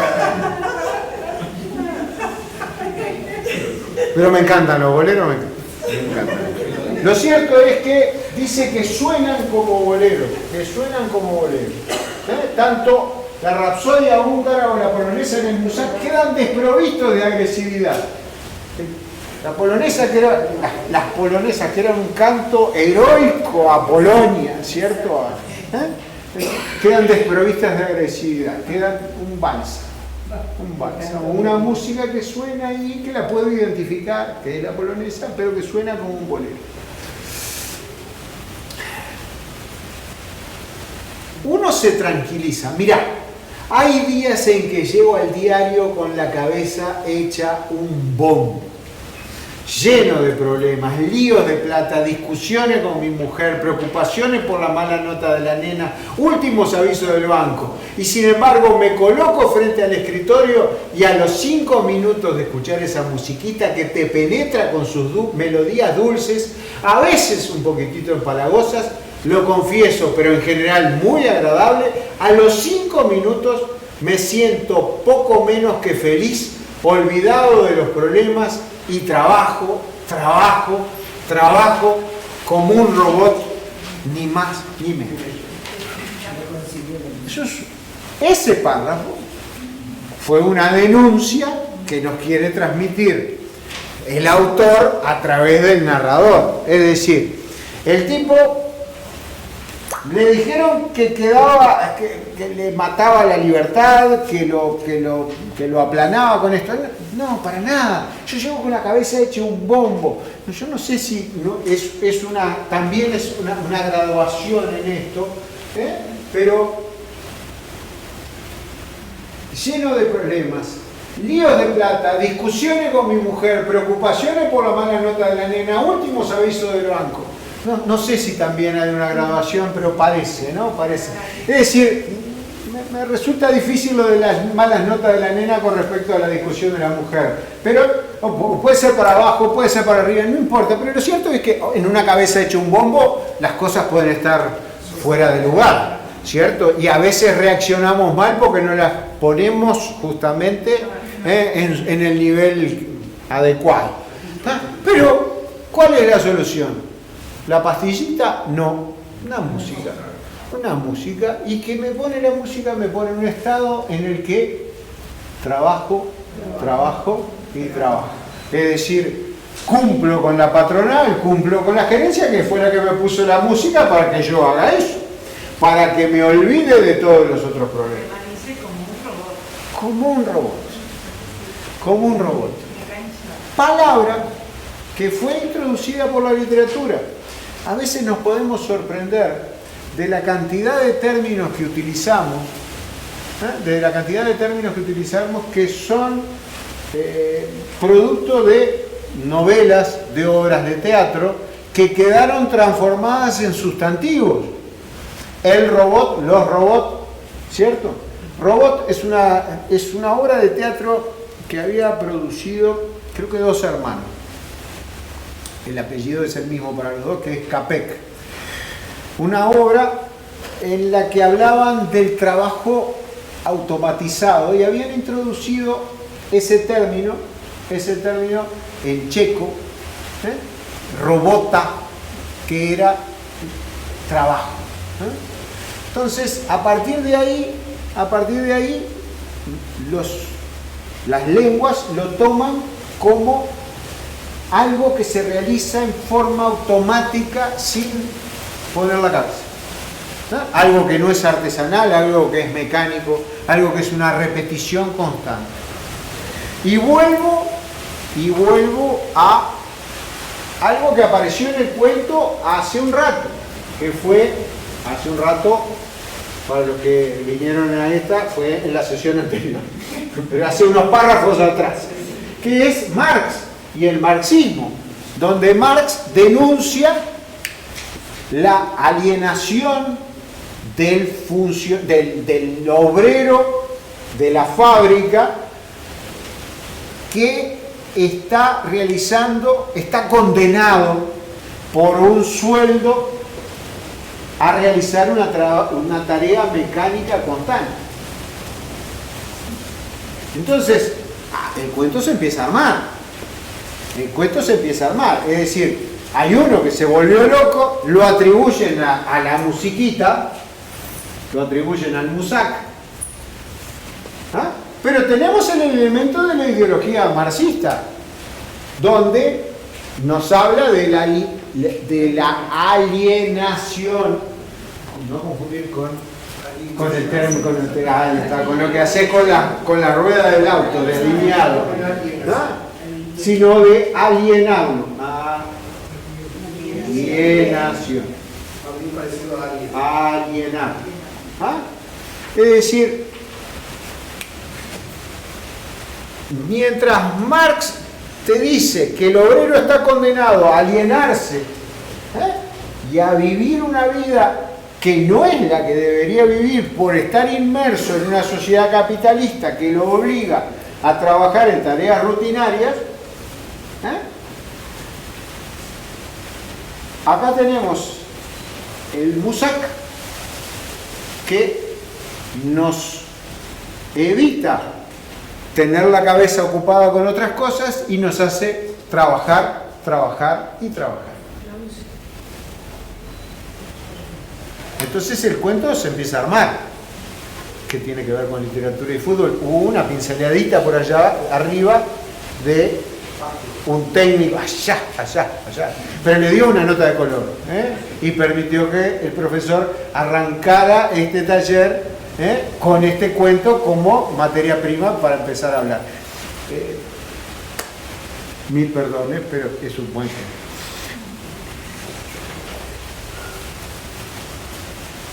Trabajo como un robot. Ni más ni menos. Total, no hay que pensar mucho.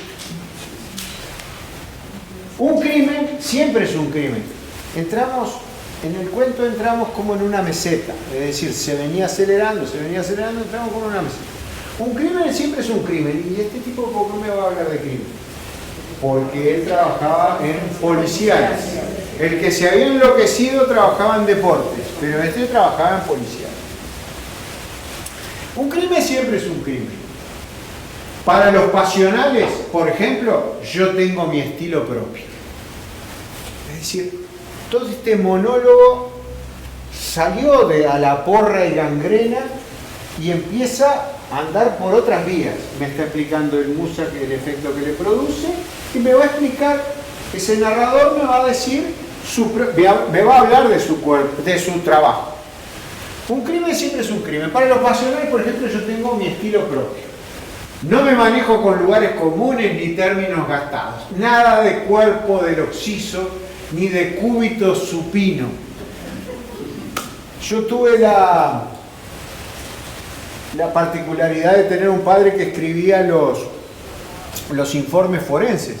Entonces, ahí aprendías cuáles eran las posiciones de cúbito dorsal, de cúbito dorsal. Entonces, tú lo que podías tener acá era lo que te está hablando del cuerpo del occiso, de cómo estaba colocado. Si estaba colocado para arriba, si estaba colocado para abajo, si estaba apoyado sobre un costado. Ese es el cronista de policiales. El cronista de policiales hoy es ahora ni siquiera tiene los pelos parados, pero es alguien que se para delante de la cámara y dice, en la casa de aquí se produjo un crimen horrendo, nada. Pero eso en la década de los 60 era motivo de una página, del Diario Acción, el diario. No, más que eso, el Rojo Vivo.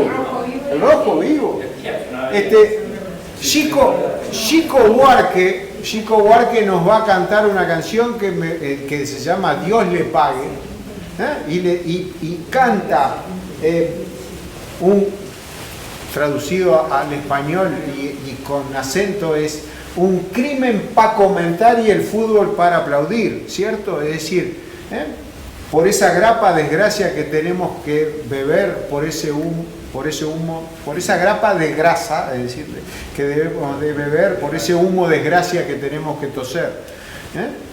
Y dentro de las cosas que dice es por el crimen, un crimen, las cosas del día a día, ¿no? Las cosas que Dios le da, Dios le pague, por el crimen para comentar y el fútbol para aplaudir, las pequeñas cosas cotidianas. Y había una prensa dedicada a policiales, que ahora en el noticiero son las que me hacen cambiar de canal, pero porque estoy viejo, no está Díaz hoy para decírselo, ¿cierto? Desde mi soberbio, ¿está? Pero había una crónica de policiales, y la crónica de policiales y esa redacción nocturna de los diarios y semanarios gestó a muchos muy buenos escritores de la década del 45 y anteriores. En el taller del año pasado trabajábamos a Lachero, a Julio César Pupo, que era cronista cronista también de sucesos. Entonces, ¿qué nos está hablando? Ahora nos está hablando de la terminología que él utiliza en sus informes. Es decir, el narrador se tranquiliza un poco, baja el ritmo del relato y nos va hablando de su cotidianidad, ¿cierto? Es decir, ¿cómo escribo yo? Nada de cuerpo del occiso, del occiso, ni decúbito supino, ni arma homicida, ni vuelta al lugar del crimen, ni representantes de la autoridad, ni cruel impulso de un sentimiento de celos, nada de eso. Es decir, todas frases hechas. El autor vuelve, la vuelta al lugar del crimen, representante de la autoridad. En vez de, estoy escribiendo muchas veces policía, entonces pongo representante de la unidad, de la autoridad, los uniformados. Tengo que usar. No son lugares comunes. Yo me manejo con metáforas. Entonces nos aparece alguien con pretensiones literarias. Yo me manejo con metáforas.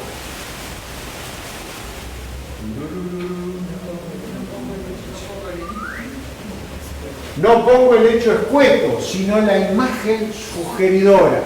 Te doy un ejemplo. Si un tipo le da a otro 5 puñaladas, yo no escribo como cualquier cronista sin vuelo, el sujeto le propinó 5 puñaladas. Eso es demasiado fácil.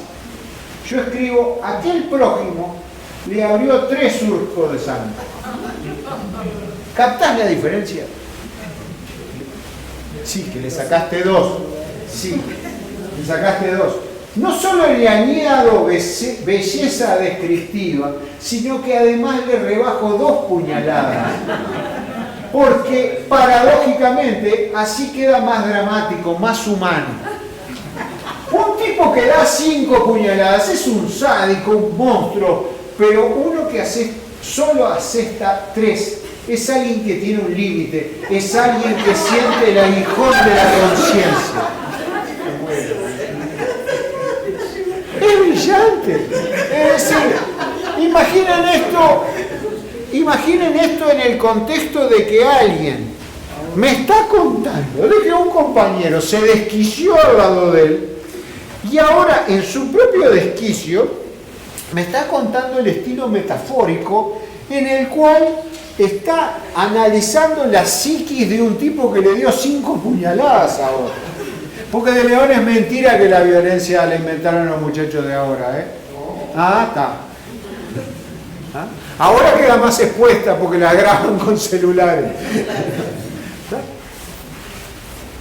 Antes te tenías que ir a enterar a través de este cronista que supuestamente las 5 puñaladas te las transformaba en 3 para darle humanidad al otro.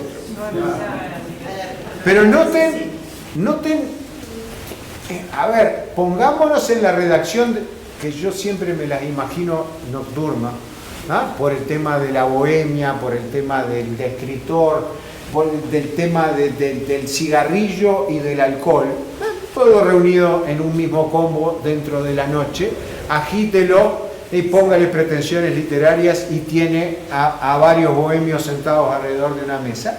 Y tiene esos dos que en esa noche de la redacción, prontos para sacar la próxima edición o lo que fuera, están conversando sobre algo que pasó y le está contando su estilo. Se abrió el alma para contarle la forma en que ese cronista escribe. ¿Ya estamos?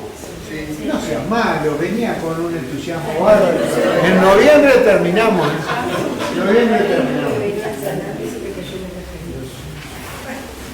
Un tipo que... Claro que yo no... Es alguien que siente el aguijón de la conciencia, lo dice. Es alguien que siente el aguijón de la conciencia. Se expresa oralmente con eso. Dice, claro, que yo nunca escribo aguijón de la conciencia. ¿Notás la diferencia? Eso te lo puedo decir, pero cuando voy a escribir, escribo ansia que remuerde. Bueno, está bien. Es decir, tú te debes a tus lectores, ¿no? De los que te van a buscar en esa crónica. Percibís el matiz, o sea que tengo mi estilo, y el lector lo reconoce. Tenemos el lector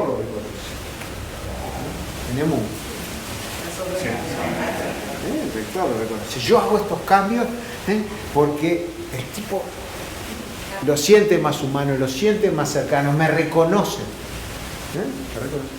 Atención, se ríen. señalé soberbia acá en el pizarrón, los que están pateando un corner acá que no ven lo que estoy escribiendo en el pizarrón. Nuestros cronistas deportivos, nuestros cronistas, los que conocimos de radio, los que conocimos de las redacciones de los periódicos, ¿sí? ¿No gozaban de fama y de popularidad por tener un estilo propio? Pero el Davi, Dionisio Alejandro Vera, firmaba sus escritos como el Davi. Amadeo Tati, comentarista, diga usted. Digresión. Digresión. ¿Le dejamos hacer una digresión? En general las digresiones las hago yo. Dale, perdón. Ven. En un programa de Susana Jiménez. Tú te vas, pero yo cuento otra cosa. Es decir, como este periodista que cambiaba los términos. 90 y pico, va de visita Menotti al programa de Susana Jiménez. Sí. Entonces, conversando, llegan al tema de Uruguay. Siempre está recurrente porque y dice, sí, yo estuve en Uruguay cuando lo había traído el benemérito, papá de... Menotti fue técnico de Peñarol. Lo trajo el papá Damiani. No les pudo explicar la ley del offside a los defensas de Peñarol en todo el campeonato. Entonces yo les cuento a Susana que cuando él viene para acá, él habla con Damiani, dice, es un hombre de fútbol, es un caballero, dice, enseguida se arreglaron, ¿no? Es decir, el tema económico el calle quedó resuelto. Lo que sí yo puse 3 condiciones para venir. Dice, una es que quería vivir cerca del río, es decir, cerca de la Rambla, pero no en un apartamento, en una casa. Quería ir a Carrasco, quería vivir ahí. Segunda condición, conocer a Julio Varela. Y la tercera condición era conocer a Benedetto. Y dice, y las 3 se cumplieron, por eso fui. El interés que tenía Menotti era eso, de conocer el otro. No sacar campeón a Peñarol que no.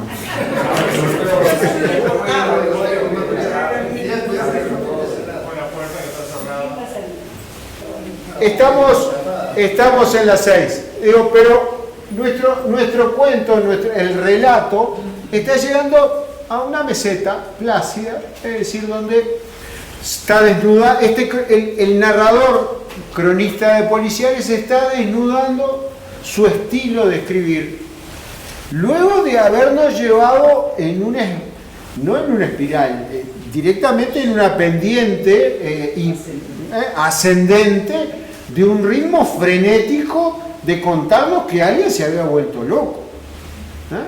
Pero ahora llegó a un remanso, ¿sí? Y nos está contando esas cuestiones internas de la redacción, que es una digresión, tomando tu palabra, es una digresión, todo esto que estamos leyendo, es una digresión de esa historia que venía, pero sin embargo tiene un gran complemento, porque es la que nos prepara para lo que va a venir después. Nos vemos el miércoles que viene, ¿les parece?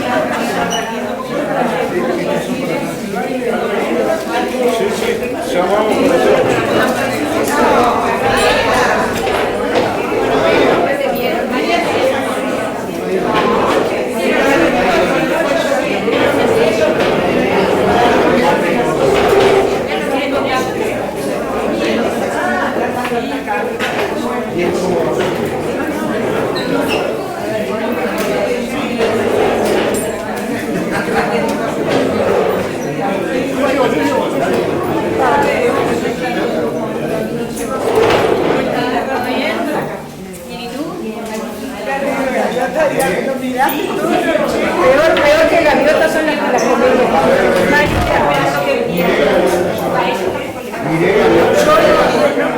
miré a la vida entera.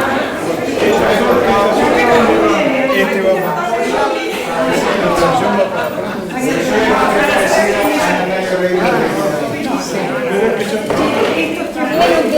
para dónde te van a llevar.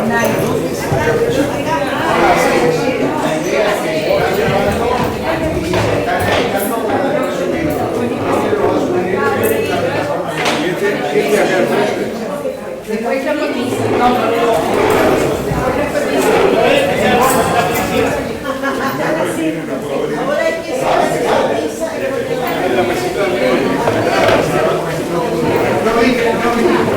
¿Qué te pasó la pasada? Bueno, hasta dentro de 2 años. Sí, hasta dentro de 2 años. Yo tengo la bolsita por el frente. Te tragaste la pastilla, ya no sé.